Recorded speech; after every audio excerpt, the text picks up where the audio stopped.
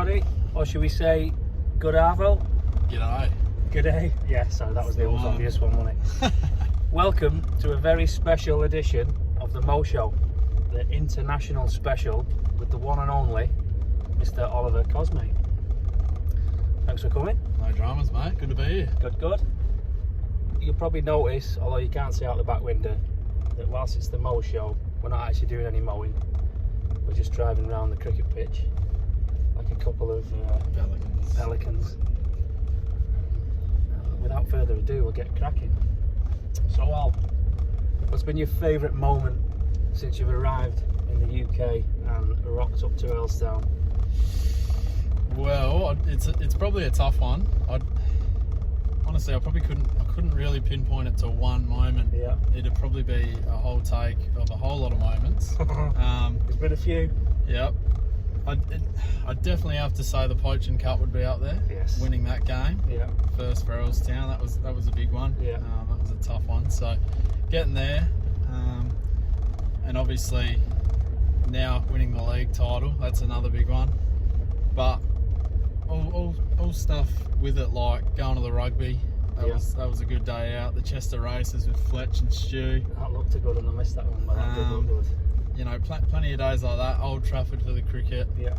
So haven't been short of adventures and events, but all in all, just a big collective of plenty of things that we've got up to over the past 5 months. Have been, yeah. So we'll go. So the next question was being a bit more specific in terms of the game. You mentioned obviously the Poaching Cup, which was a bit of a thriller because we didn't really get as many runs as we'd hoped, batting first on a bit of a treacherous deck. Yeah. Burscough. But is that your favourite game, would you say? Yeah, I reckon. For everything? More than likely, like, you know, there was a couple of games in there. Managed to take a 5 for 1 week, which for everyone back home, they'll be thinking, who the fuck did you play that week? Bloody the blind school. But yeah, that was not a bad one. And the day I made 85, I probably threw away 100 there, but I felt in pretty good nick then. But all them aside, winning that Poaching Cup, you know, I dug in a bit that day with the bat, and I feel like, you know, as a team we really rallied. And it was definitely, especially they've been rivals of ours, obviously previous to you being here, but we've always had pretty tough days with them. Churchtown, they've probably beaten us, maybe not in recent times, but they've probably had the wood over us in the last sort of 10 years, so it was nice to beat them. Next question I've got here is your best away ground. Obviously when you play back home, it's a shortened league in terms of number of teams, and you're not going to away grounds. That was one of the things you were looking forward to the most when you come. But which would you say has been your favourite away ground? I'd probably say my favourite was probably Scammerdale. Yeah. That was a beautiful ground, picturesque really, you know. But to be fair, quite a lot of the grounds are good. You know, that some of them are a bit quirky on hills, you know, in some very strange places, but just the heritage behind it, it just feels like heritage cricket grounds. And like I said, back home we only play on 2 to 3 different grounds a year, so to get a good taste of so many different grounds of cricket has been probably one of the highlights, for sure, being able to travel away and play on a vast majority of grounds. Cool. So you mentioned before about some of the days out that we've had and that you've had as sort of member of E-Town with the club social side. You've played a bit of golf as well, haven't you? Yeah. Who's E-Town's best golfer in your opinion? Oh, geez, that'd be a hard one. Well, you know, early on played with Adam, and he's not a bad golfer. He talks a big game, but he's not bad. Played with Kiwi, who once again another one that talks a very big game, but you know, it was good. But I did beat him, so we'll scrub him out of the picture.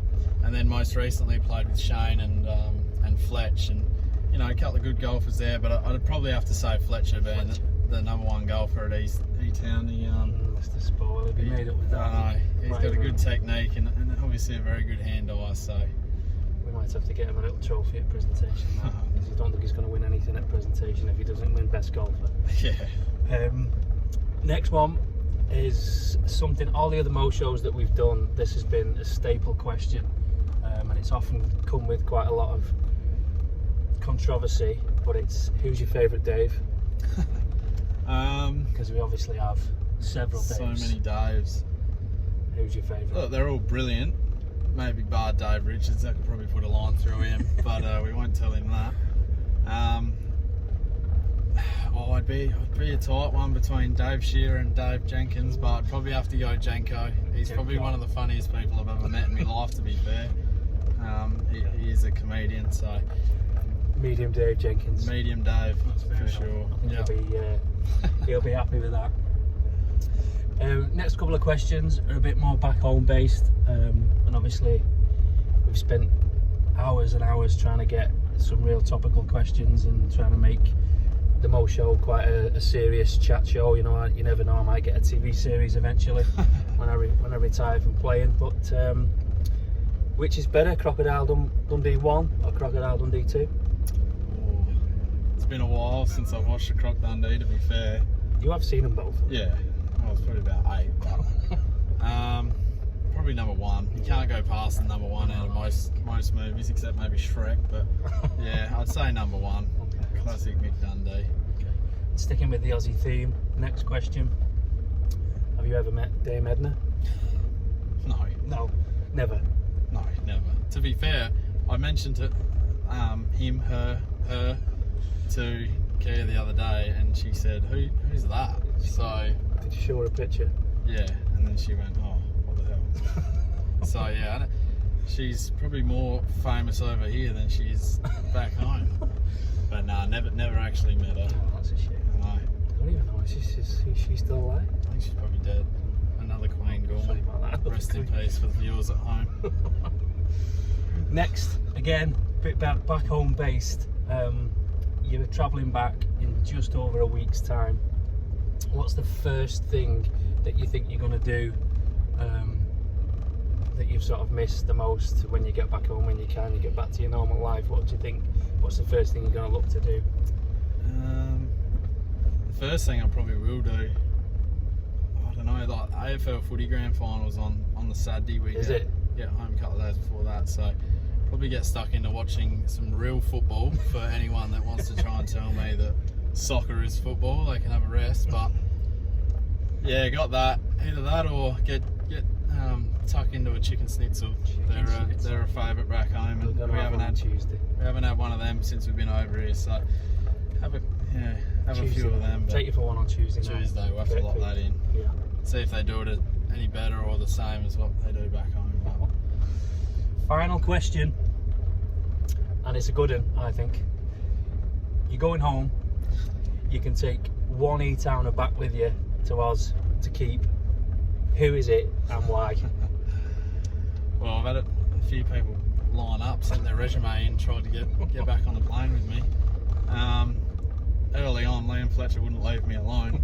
Constant emails and messages trying to book up a flight to get home and all the rest. But if I was to say one, it'd probably be young Jack Allen, to be fair. He's got a special place in my heart after living with him for 5 months. And some would say the little brother I never had, but yeah, anytime he wants a place in Oz, he's always got a room at my house. Well, he keeps saying to me when he's 18 he wants to go over and see you, so yeah, I think hopefully, how many years away? 13 next time, so 6 years away. That's it. I'll get him saving his pocket money and get him sent over. But no, it's definitely reciprocated. He absolutely adores you, and I think it might be more difficult Tuesday/Wednesday than we anticipated when you first rocked up. But but no, that's been a nice. I think for the moments, for me, this is your Mo Show, so it's not really anything to do with me. But for me, as much as you've made such an impact at E-Town, and not just playing wise, you've obviously been a major part of what we've achieved this year. But away from that, you've been helping with the ground. All the social days I've loved. I didn't get to the races, but all the others have climbed on, and I've really enjoyed getting to know you. You know, your company, it's been funny. Playing on the same team has just been great, but I think the impact that you've had on my sort of private life in terms of Jack and living with us, it's just been, it's not going to be, the house is just not going to be the same without you. Jack's going to have to get used to talking to his old dad again, but yeah, that's definitely a highlight, and he'll be made up when he watches this that you've name dropped him. So yeah, that's it. Brill. So that concludes the international special. Thanks, Al. It's been an absolute pleasure. Mate. You're an absolute legend. And if you ever do decide to come back, you can definitely have Jack's room again. Absolutely no danger about that. Yeah.